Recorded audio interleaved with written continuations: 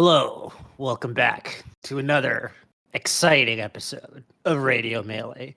And this time, we've got Rishi and some kind of furry creature. Who is that? What is that? This is Is that a Smash Dog. dog? Yeah, Smash That's Dog. Smash Dog? Yep. Oh, dude. She's just staring at me and trying to eat my microphone. That'll happen. And she may It decide does to look just appetizing. climb up on me at some point. We'll see. But for now, she wants to just chill, lick her I like lips. it. Love that for Well, her. Rishi, you had a crazy performance at Collision, and for anyone who didn't watch Collision, if you're kind of catching up in the state of things, you really do owe it to yourself to even honestly just look through the bracket. There are a lot of really interesting events happening in the bracket. It was really fun to follow along on the stream. J-Mook won his second super major in a row, so that's cool. Yeah. They said it couldn't be done. I don't know who said that. It wasn't me. Was it? Yeah, it sure wasn't me. But yeah, how are you doing, Rishi? And how are you feeling after this past weekend? Yeah, I feel good. I don't know if you guys saw, but yesterday I put an update on my blog, which I haven't posted on in like 4 years. So the No, spirit plug your just- blog. What's your blog? How do I see it? It's just supersmash.blog. I tweeted it out yesterday. Yeah, I used to post on there pretty regularly, just kind of documenting like my tournament experiences and just musings on mindset and competing and all that kind of stuff. But I hadn't done it in a long time. But yesterday I decided I wanted to talk a little bit about my experience with Collision because this one was kind of unique. The title of this post was "I didn't want to attend Collision," which was true.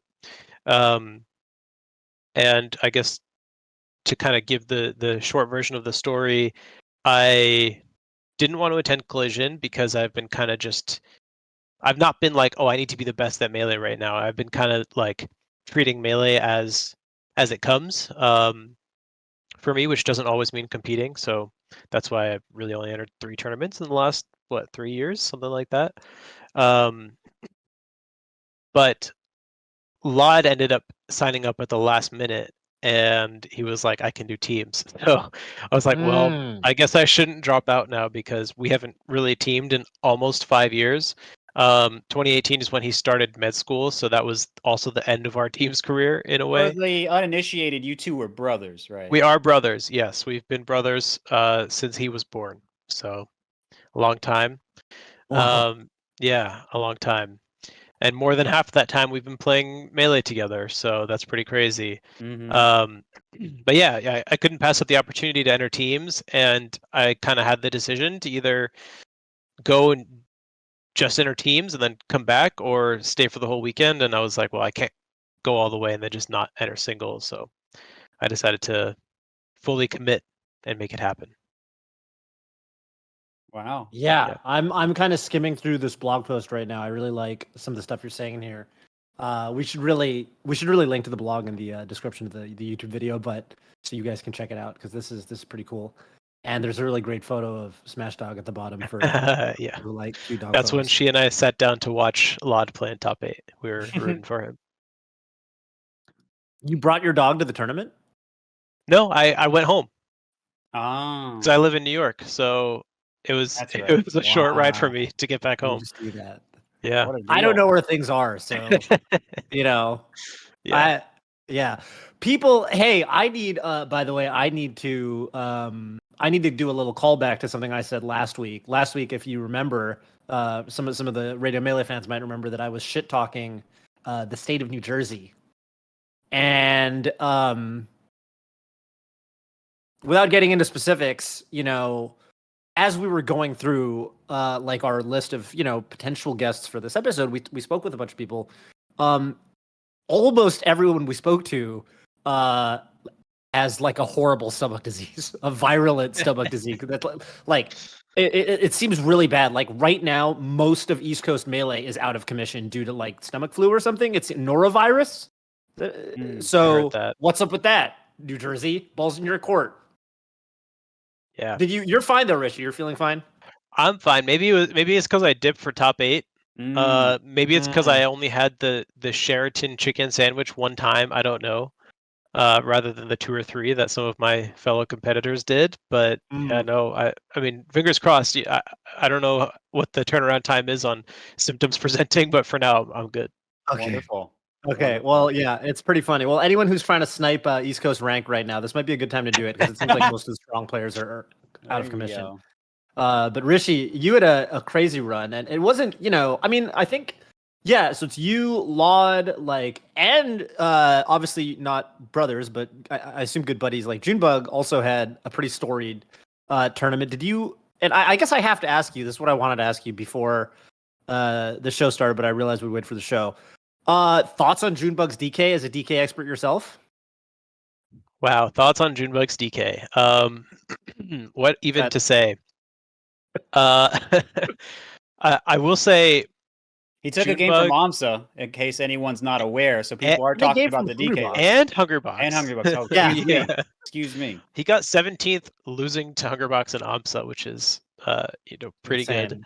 Yeah. He did a really strong solo DK run at Xanadu like a month or two ago. And during the last few months of like me trying to decide if I was going to come to Collision at all, one of the questions I had was like, should I just go all DK if I go? Yeah. Partially having been inspired by seeing June just, commit fully and just doing it. Obviously, ultimately, I decided not to do that. But yeah, Junebug. Okay, a few bullet points here. One, Junebug's an amazing player. He'll do well with whatever character he decides to put his time into because he understands Smash and fighting games at like a fundamental level where he's able to just break it down, methodically and just make it happen. Two, he knows a lot about competing and mindset, and he's a coach himself. He studied CogSci in college. So in terms of the ability to step up on a big stage and compete against the best, he's obviously made his mark in Brawl, PM, Melee, even Smash 4 locals back in the day. It's no surprise. 3, DK is a weird character in that. So when people talk about tier lists, and cut me off at any time because I could go on about this for a while. I'll try to keep myself brief. You're fine. People talk about tier lists, like where DK is on the tier list. So over the last 2.5, 3 years, I put out 2 tier lists. One of them is a tier list based on a character's utility in the meta, which is to say, like, how useful can this character be to you if you're trying to be the best? And then the other one is a tier list based on characters' viability as a solo main. So DK is one of those characters where the disparity between his utility just in the meta overall versus how good he is as a solo main, there's a huge gap. As a solo main, not great, right? He's solidly in mid tier. I would probably put him below, Doc, Luigi, maybe Ganon. I'd probably put him below Link. As a character who has utility in the meta, I would put him above most or all of those characters because he does have some potent counter picks. But again, as a solo main, you are subjecting yourself to some very bad matchups. Now, Junebug did subject himself to those matchups, beat those people anyway at this tournament. I have to credit Junebug for those wins. I have to credit his opponents for not knowing the matchup at all. But ultimately, it is what it is. He 3-0'd Lunar Dusk, which is crazy. That's horrible for DK, is what I've heard. It is awful for DK. It should not. Yeah, I don't want to say it shouldn't have gone the way that it did because you have to credit Junebug for his preparation, and it's on Lunar Dusk for not being prepared for that matchup. But and going into Collision, nobody could have, like, you can't say, but because the storyline going into Collision was there's going to be a lot of Donkey Kongs. So if you're going to Collision, you had to be ready for the jungle. Yes, right? And it was like Akir's only major of the year, right? So that there's at least 2 DKs in there. If you run into me, there's always a chance you're going to fight DK. You never know. So poor Fizzwiggle had to deal with playing Akir and Junebug back to back. Did you know that? I did, because June was Barely confused at beat first, Akir. and June thought that Akir 1 was going to have to DK Ditto. Oh, DK Ditto. Ultimately real quick, did not. first to 10 in DK Dittos right now between you and June. Who wins? I win for sure. No hesitation. Oh yeah. No, I win. Okay. Because of the DK Ditto prowess, or is your DK just the things it's seen, the things it's been through? My DK has been forged through the fires of years and years of gameplay. I think, I mean, that's just my gut response. I think with enough practice, Junebug could definitely win. But I've definitely played a lot more of the Ditto than he has. Oh, okay. Yeah. I wanted to bring up, actually, because I was trying to find the tweet. I really liked what you said about the utility of a character versus where they are in terms of viability as a solo main. Because it actually reminded me of, coincidentally, some people talking about the events that happened at Collision and Ultimate, where a guy named SkyJ, who plays Incineroar, almost won the whole tournament, reset the bracket in Grands, and I think he beat DeBuzz, and he beat Fargo. Spargo. Yeah, Spargo, I was watching. And he beat Lima, who beat Tweak, and I think he also beat somebody else exceedingly good, Meister. Yeah. And so there was some talk on Twitter, and Luis, who plays Palutena, posted something and said, just like how Incineroar is more likely to get 97th at a major compared to Palu being like a all-around top tier, he's also more likely to get second at a major. Not to discredit SkyJ, but basically saying there's almost this sense of burstiness that a character might have, where you aren't always going to be the most consistent, but I think it read to me as basically saying something along the lines of solo main viability overall, over your career versus, you're going to be able to put up some good results sometimes. And so I think it's kind of appropriate that we're bringing up this dichotomy Totally. Yeah, because that's totally. It's kind of what happened. I mean, Incineroar are very for people who only play melee, a very grapply kind of character that yeah. Actually, I mean, very similar to in a lot of ways. Look at what a few players in melee have been able to achieve with specific instances of their character having the utility. And in the past year, that's mostly been DK, but here and there we see situations like Link, Ganon, Dr. Mario. Yeah. So it happens here and there. In Ultimate, every character, maybe bar 2, have that utility. They have some situation where they're scary to you no matter what level of player you are. The one that always comes into my head is Duck Hunt Dog, right? You just have to know how his can works and how all his other projectiles work and the disjoints and all the weird stuff, or you're just gonna lose. You just have to know specifically how to play that matchup. You can't brute force it. Right. In SkyJ's case, now Incineroar's, if you're losing to Incineroar's kind of his X factors or whatever the utility he brings to the table, he's outplaying you in neutral, right? It's not you're getting trapped by projectiles. It's he outfootsied you. Incineroar's run speed is not great. Obviously, the command grab is huge and scary. But the utility argument is not enough to account for the fact that SkyJ got second with Incineroar. Okay, true. Yeah, it's not. That's true. That's a good point. It's not apples to oranges here. But I think there's a level of similarity. But there definitely is, and I totally hear your point. I just want to highlight the fact that he made that run is godlike. Right? Oh yeah, no one's denying that. Yeah. Whereas Palutena is you're pretty much playing the game on easy mode. So yeah. I just find it a little funny. No, it's true. I think they're yeah. But okay, so and then your own run. I mean, I wanted to highlight, we were talking about you beat, I know you finally went down to Aklo, but on the way you beat Kadoran, I think you beat Triff. Yeah. Is there anyone else that you felt was really strong that you beat? Yeah, so my the 3 opponents in a row was that I was kind of gunning for in my head was Nut, Triff, Kadoran. Because that was the Junebug Lodsane bracket. So I'm if I beat these 3 guys in a row, I'm beating the Sheik, Peach, and the Marth. and I really didn't want to fall to any one of them. So, and it was also kind of like an increasing difficulty, which is like you could argue the same for Junebug Lord Zane. Obviously, all 6 of those players extremely tough opponents. But yeah, I was definitely pretty proud of that run. And then after Kadoran, I ran into Cody, who, and I mentioned this in my write up from yesterday.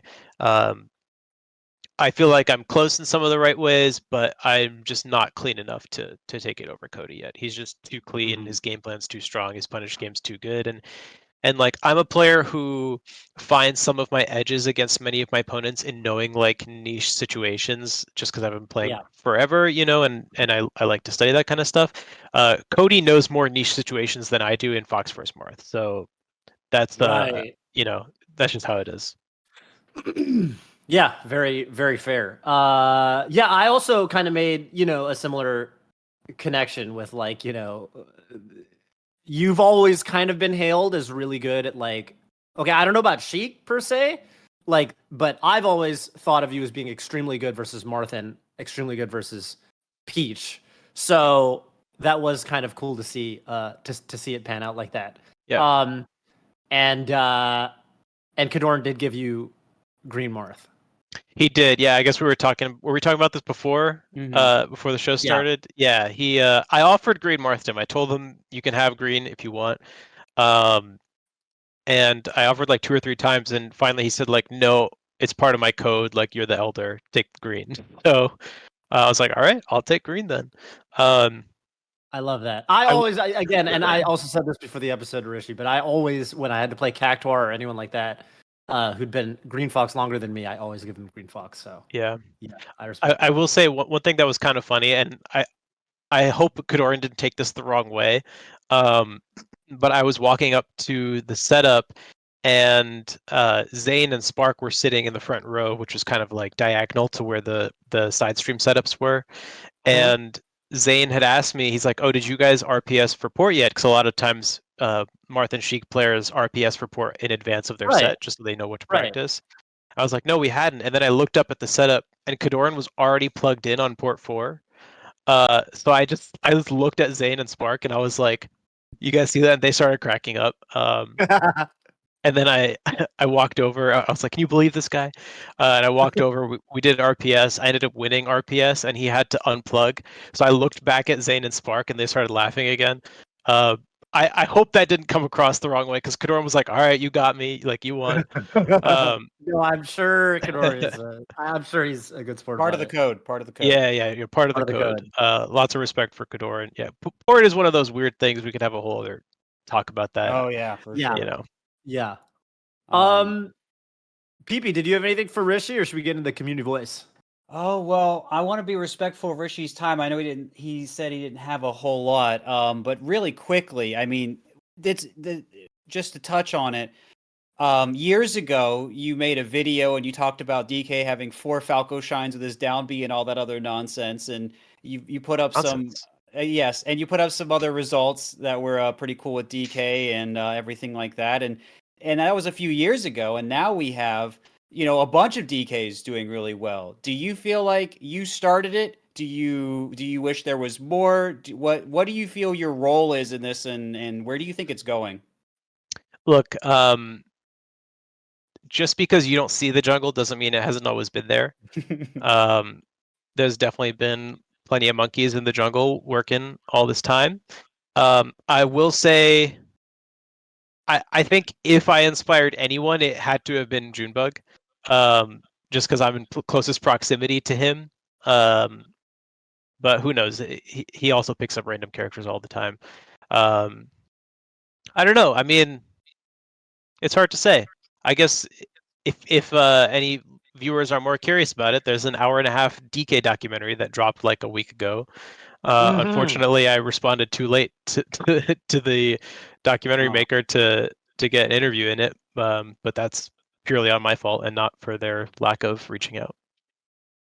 Okay, well, if people are curious, they can check that out. But yeah, it was just such an important thing going on, and I knew that I knew people weren't really talking about the character, at least before what you were doing, so I thought I'd shout that out. But I also, go ahead. Yeah, I will say, I did notice an uptick of public discourse about DK as soon as ranked dropped. And I think part of the reason for that is because when people queue into a DK, they can't quit out anymore. And I think they were quitting out before, and they weren't actually confronting themselves with the fact that they're losing to DK.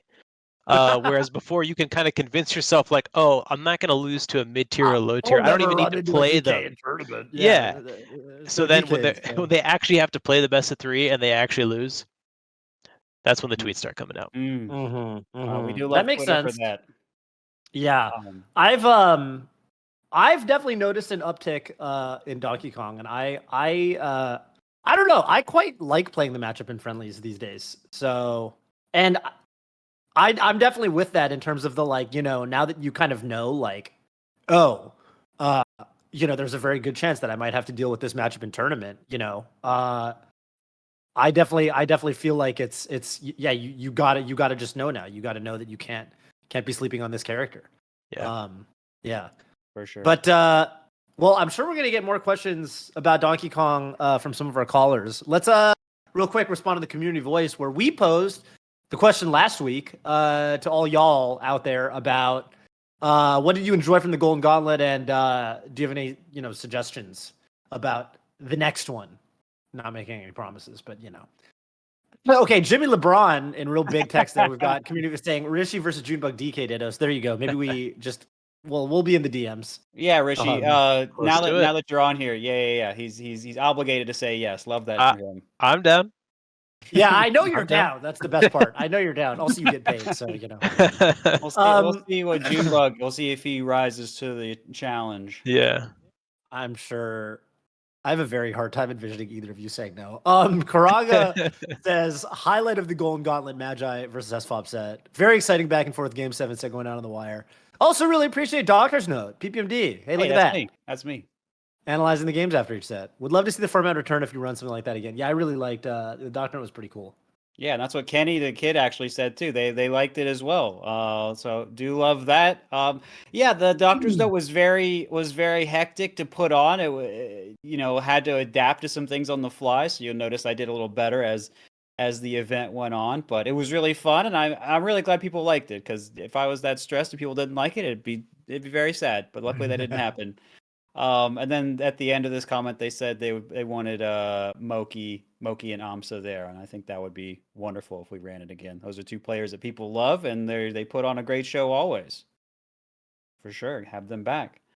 But wonderful community of voice aside, exclamation radio melee in our chats if you wanted to ask any questions.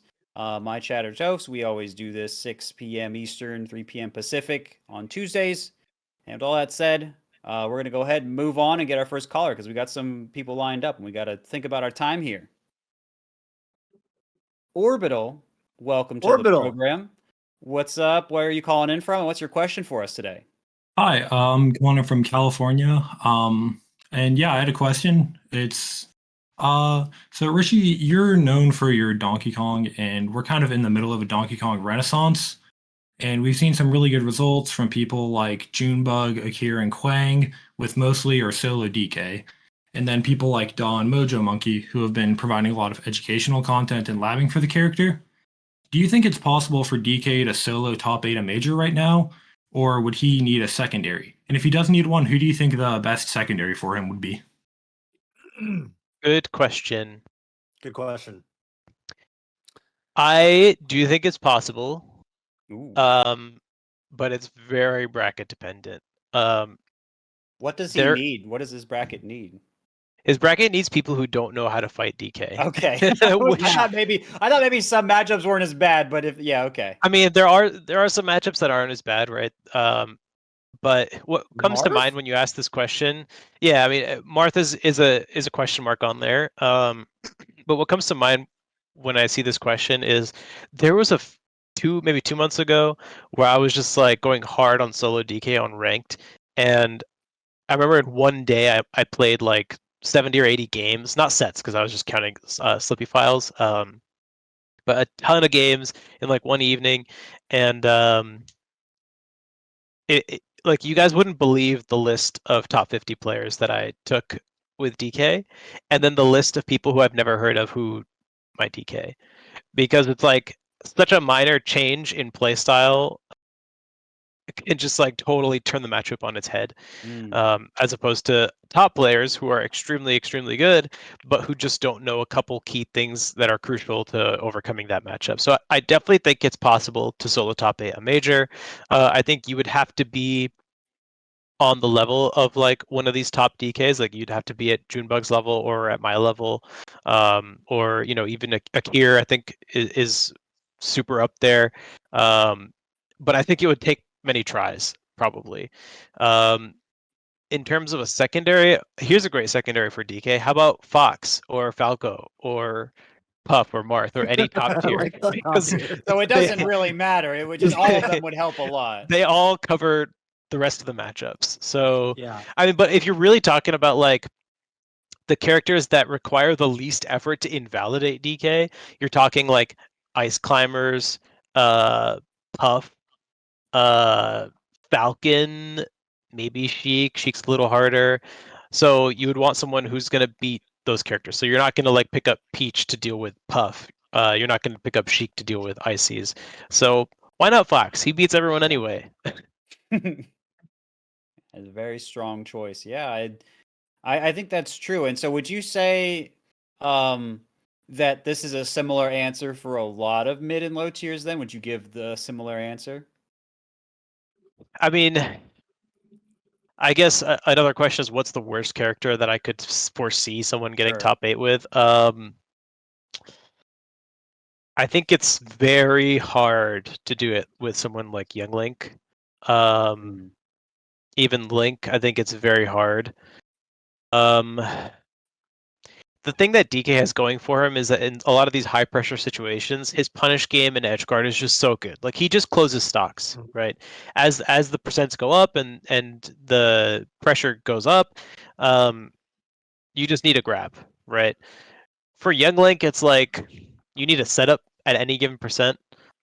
Kind of same with Link. Like if you get a grab, you can kill a lot of characters. Yeah, that's tricky. Yeah. Okay. So I most of think the mid tiers would be that you think are around DK's level or better. You would give a similar answer for them though. Yeah, I would also say the more DK is on people's mind and the longer we ask this question, the harder it gets for DK to top 8 a major because people start actually practicing the matchup. Well, what about the labbers? Will that counteract any of it or not worth it? You're talking like Da? Yeah, Mojo Monkey and all that. Yeah. Yeah, we actually do have a DK Discord now, with exactly those names that were just listed out. I mean, DK is not Ice Climbers, where like labbing is going to take you so much farther than you are now. Labbing now for DK, there are some things, but it's mostly like how do we optimize the game plan, Okay, gotcha. in my opinion. Okay, well, let's move on so we don't give people any more ammunition against poor DK. He's really Please. struggling out here. Orbital, thank you so much for calling in. Any shout outs you want to give on your way out today? Yeah, thanks for the input and shout outs to the Donkey Kong Discord and 805 Melee. For sure. Have a good one, gamer. You too. All right, we got our next caller lined up. This is someone I talked to earlier today. Hello, I like turtles. Welcome to the program. What's your question for us today? Where are you calling in from? Hello there, I'm from France, Paris, and my question today for Rishi is the following. What do you think separates top 8 world players and top 30 players? What do you think you need to break through to that upper level and destroy Zane? The top 30 players from who? Did you say top 8 players? The top 30 world players. Top 30. Okay. From Versus, who? like people who are like the top 8. Yeah, so Okay. Yeah. Okay, yeah. Top 8 versus top 30. Okay, yes, that's what I because thought. I feel there's a gap between those players. Yeah. I'll give you my honest opinion on what separates me from the rest of the top players. I don't play Melee full time. So that's my honest answer. I don't know if that would have been true a couple of years ago, but I think where I'm at now in terms of like my understanding of the game, I think if I were playing full time, I'm pretty confident I would be like top 10, top 15 pretty fast. As it is right now, Melee is not in my top 3 priorities. That being said, there are lots of people who can give you that answer where the more time you spend on it, the better you're going to get, obviously. So it's kind of a cop-out answer. In terms of like the actual things that I need to be doing, it's just optimizing my punish, my game plans, like really just grinding everything out and having the time to do it all in every matchup. So it's really just a game of time. Like when I have the time to do it, I feel like the work I'm doing is very time efficient, which is how I'm able to like get ready for a tournament like this after not playing for a little while. But yeah, that's my half arrogant answer. But sometimes arrogance is what you need to manifest the future. So that's my personal answer. In terms of what separates the top 8 players from the top 30 players, that's tough because I think the gap right now is smaller than it ever has been. I think the gap a year or two ago was much wider between, I don't know who off the top of my head who number 30 is right now versus Zayn. Well, I mean, Zuppy, right? Zuppy would be an example of someone who's like probably roughly top 30, but got 4th. Totally. And beat Amsa, who's top 10, and Lod, who's basically top 10 along the way. So and Moki. And Moki, yeah, exactly, yeah. But I want to give you an answer on what specifically separates them. I mean, when I think of Cody and Zayn specifically, their game plans are just like so robust and comprehensive that like you can't really cheese them. And I think players who are in the top 20, 30 range just aren't at that level of like total comprehension yet in terms of like how in-depth they've rounded out all their game plans and strategies. So like a top 30 player might have 80% of the map covered in terms of what they need to know and prepare in advance. Zayn and Cody are at like 90, 95+%. I think Jmook also, if I'm just kind of basing it off of, the eye test, I think Jmook is a little bit behind Cody and Zayn in terms of like how comprehensive his game plans are. That being said, he compensates in other ways that bring him to where he is today. He executes really well. He executes, right? His execution is insane. Execution is insane. I do think his game plan in Marth versus Sheik specifically, just that matchup is stronger than Zayn's right now, which is giving him the edge there. His composure is like almost never before seen. I mean, there's only a handful of players who show that level of composure. And the fact that he's demonstrating that level of composure without years of history of competing at the top level is kind of insane. I think a lot of players are able to touch the top, but then they're in a new environment now, right? Where it's like all of a sudden you've been playing on Earth, now you're playing in the clouds, and it's like you need to find your footing. For Jmook, there was no change. He even said that he was probably expecting a decrease in his performance after getting second at Genesis last year, and it just didn't happen. Right. So those are definitely a few of the things that I think separate Cody, Zayn, and Jmook in particular. Yeah, good answer. I wonder, PP, if you could elaborate, because you were also obviously a top.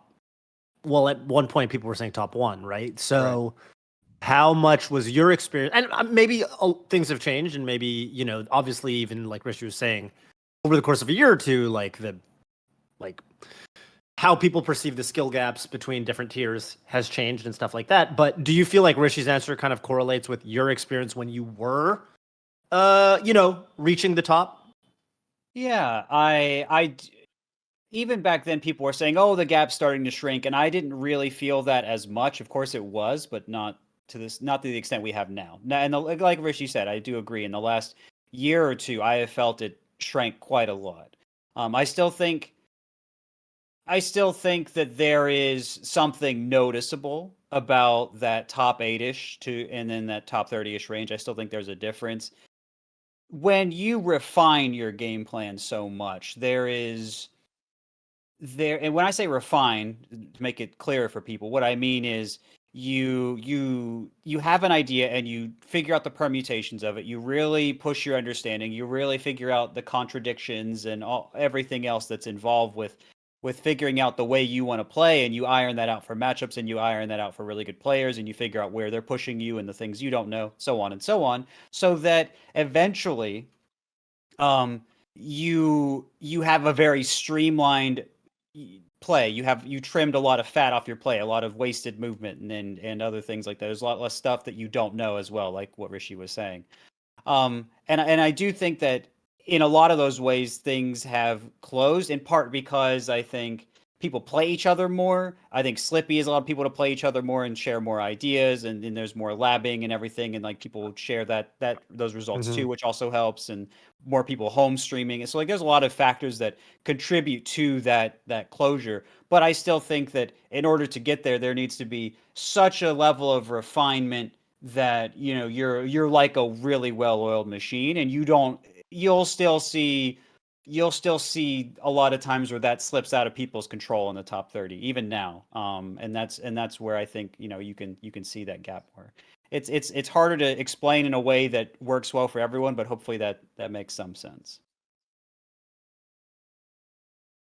Well said. Thank you, sir. I try. But yeah, I think those are a lot of our pieces on it. We're going to keep things moving if that's all right. Thank you, Turtles, for calling in. Any shout outs for us on your way out today? Shoutouts to the French and the European melee scene, other TOs, top Absolutely. players, and community. Shoutouts. Yeah, I'm sure Leffen appreciates that. That's right. Thanks, Leffen. Love you. Okay, well, I'll see you later, Turtles. See ya.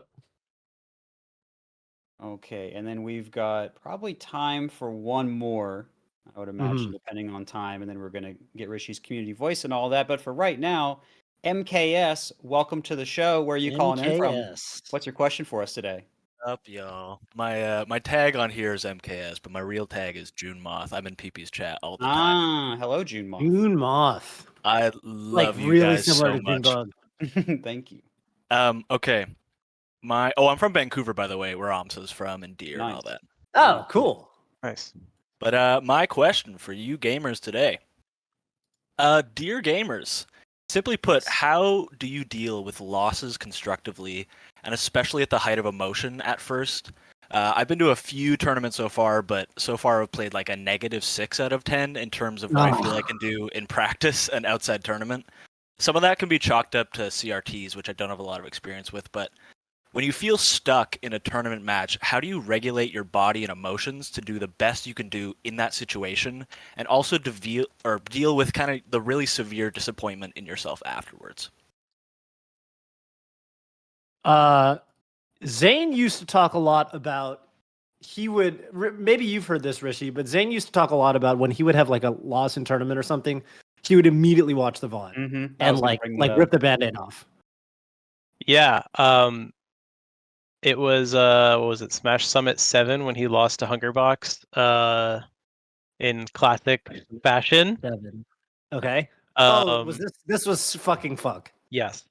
Yeah. That particular moment. So the next morning we were riding to the airport together in the Summit shuttle, and he was just watching it on loop.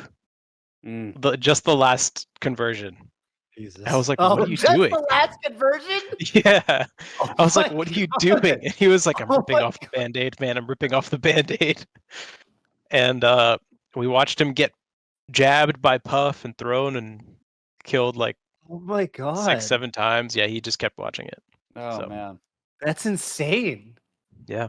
I think there is something to be said in like zooming out. Like you got to remember that like this is a step in the path, right? Like there's going to be, I'm going to overcome this, right? Like I feel like you got to take the long view. That's the only thing you can do in that moment.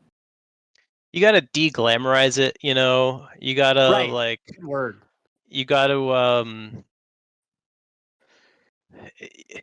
just like find a takeaway and just kind of move on. I think I'm the king of having to have learned to deal with losses constructively, because for months I was lamenting my loss against Armada at Evo.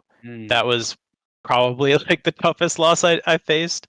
For people who don't know, that was a very close set. Yeah, it was a very close set. It would have been his first loss outside the gods. And he didn't know who I was at that point. And of course, I knew that I was a Peach specialist, having grown up with a Peach player. So that was a very painful loss that I had to learn to deal with. But I think you gotta take the ego out of it. I think it's hard because it's so easy to leave the ego in there when you win, and it's so easy to see your opponents keep the ego in when they win. And you're the one who has to take the ego out when you lose. So that kind of sucks. But it's kind of the journey of competing. Immediately after a loss, you got to fist bump your opponent, or you could throw your controller. I don't recommend that. Not with how expensive they are. Yeah, exactly. If it's a winner's bracket, then you want to ideally. I was a big advocate of going for a walk or something. Yeah, like a quick little don't just stew and don't play your next set immediately. Like sometimes, you can get into a lot of trouble. Still thinking about your last set. Yeah. In loser's bracket. I mean, that's a great point of how do you emotionally regulate yourself to do your best throughout the whole tournament, especially after losing in winners, because a lot of players will just deflate after losing in winners, and they don't have it in them to keep competing. But that's not going to be the long-term path to success for you if competing is a goal. So you need to, sometimes in advance, you need to think about all the scenarios. If you're prepping for your bracket and you're only prepping for your winner side matches, you might set yourself up for disappointment. It's a careful balance because you also don't want to plan for losing, because that can also preemptively demotivate you. So it is kind of like a careful tightrope walk that we do of releasing ourselves from expectations of victory or defeat, and balancing that with the emotional regulation component of it. And we also want to try and learn too, right? So do better next time, gameplay wise and person wise. I also wanted to ask you, June Moth, not June Bug, even though moths are bugs. Because I just noticed from the way you worded your question, it almost sound, because you kind of asked, it feels like it's like a two-part question, because you were kind of saying, how do you regulate your body and your emotions to the best you can do? And then you said, and deal with your severe disappointment in yourself afterwards. And I almost wonder, from the way you asked the question, it almost sounds like you're expecting to be disappointed, coming out of a tournament or something. Yeah, I think if you're playing in pools, by the second game, if you've already lost the first game, you're kind of oh, I can't move, or I can't even wave shine, I can't da da da da. And I think I look forward too much, and then I do feel that way. I wouldn't say that's how I immediately feel, but I would say the two are connected, yeah. Yeah, you definitely would. You definitely don't want to set yourself up for. You know what I mean? Okay, let me put it to you this way. Something that I did, not even did once, but something that I have found for myself that has helped me a lot. I just noticed back when I competed a lot, I noticed that the tournaments that I did the best at were not the tournaments. This is just me personally. I noticed that the tournaments that I did the best at were tournaments where I said to myself that my goal for the tournament was to go and have a good time and play well and be a good sport, right? And set those sorts of goals. And the tournaments where I put a lot of pressure on myself to perform well and get a high placing or beat this guy or beat that guy, invariably I did worse because I was kind of putting a lot of pressure on myself. Whereas when I made my goal for the tournament to play as well as I possibly can, that would help me both have a better time and be less disappointed, but also win more. And so I also wonder if, everyone's different. in terms of mentality, that's obviously a very personal thing. But for me, personally, I almost wonder with the way you ask the question if you're putting too much pressure on yourself when you go to tournaments. But again, I don't know, right? Because again, it's a very personal thing. I'll be quick because I don't want to take up everyone's time, but I think that's a really good point. I think a lot of it has to do with tournament experience in general, because for me, I'm a really introverted person. I do stuff on my own. So when I make the decision to go out of my way to a tournament, it's like a big deal. It's hard for me mentally to be like, I'm just going to go and chill. It seems like a big sacrifice on my own part to be like, I'm going to this tournament. And I'm the same way in life with other things. So that's a really good way to think about it. I think I'll try to do in the future. Yeah, and if I had to add anything real quick, I would probably add you want to make sure if you're going out of your way, right, and that's how you're thinking about it. Like, well, if I'm going to go and do all this work, then I better win. That's sort of like the almost thing that everyone can hear on the end of that. I better win. And now if you're thinking, oh, I have to, I must, or it's wasted time, or I'm a failure, or whatever things that we tell ourselves publicly or privately or in our deeper selves, then you're going to be very tense and you're not going to be able to play the way you want. You're going to be more likely to get nervous if you lose a lead or if you start out at a deficit or you're down a game or whatever, right? And so, if we think to Rishi's story, even from what he said earlier, he's like, I wasn't playing as much and then I had to get ready at the last minute, but I wanted to go. I wanted to support my brother and I wanted to do as well as I could, right? And he even mentioned at the end of his answer here, he's like, how important is it to still play and learn and have a good time? And that's part of my answer too. If you play sometimes to learn, you're not always playing to win. I don't mean in tournament necessarily, but you take part of that with you. If you play to learn, you're going to be more flexible. You're going to see the situation more honestly. You're not going to be tense. And if you can learn to bring an element of that in to when you're trying to play to win, that's going to help you out, especially if you're down. You're like, okay, well, this game's lost. Let me try to get some information, right? There's only so much you can do when you're in the moment and you are freaking out. So this is a habit. This is something that you build and you train, just like you train the ability to ledge dash. You train the ability to see the game honestly. You train yourself to be calm while executing and things like that. So tournament experience is important, but this is also a habit that you're going to need to build. And you really want to build it because otherwise you'll get frustrated and you don't want that. Those are all really good points, everyone. Thank you. Thank you. Thank you for calling in today, June Moth. And you got any shout outs for us on your way out today? I do. Firstly, I just want to say, PP and Toph, I love you guys. You guys did so much for a lot of people mentally, especially during quarantine when it was a really rough time. Appreciate that. I want to shout out my homie Jared, who I play with and beats my ass. Amsa, because he's from Vancouver now. I want to shout out all the TOs and organizations working their butts off in the wake of Panda, VGBC, and BTS. Especially Deer, he runs Gallant Gaming, and I think he's involved in Golden Gardens as well because he's from Vancouver. And lastly, if GG is in need of any sound design, music, and audio engineers, this is my informal application. I've done it for a long time, so send me a DM. Thanks, guys. Very cool. Have a good one, June Moth. Love the plug at the end. That was strong. But something that could be even stronger would be your community voice question. Look at the segue. Rishi, do you have a... Yeah, thank you. We're professionals here. Do you have any question that you really want to ask the audience? That can be about whatever you want. Again, these are going to be for the YouTube comments, and we'll take a look at them at the beginning of next episode. Yeah, here's a question kind of born from our discussion today. So we talked about characters, kind of bring it back to the beginning. Characters who have... Every character has a utility in the meta, and every character has a certain value associated with being a solo main. So I'm curious what people think. Which character has the highest disparity between their utility, possibly as a one-off counterpick, versus their prowess as a solo main character?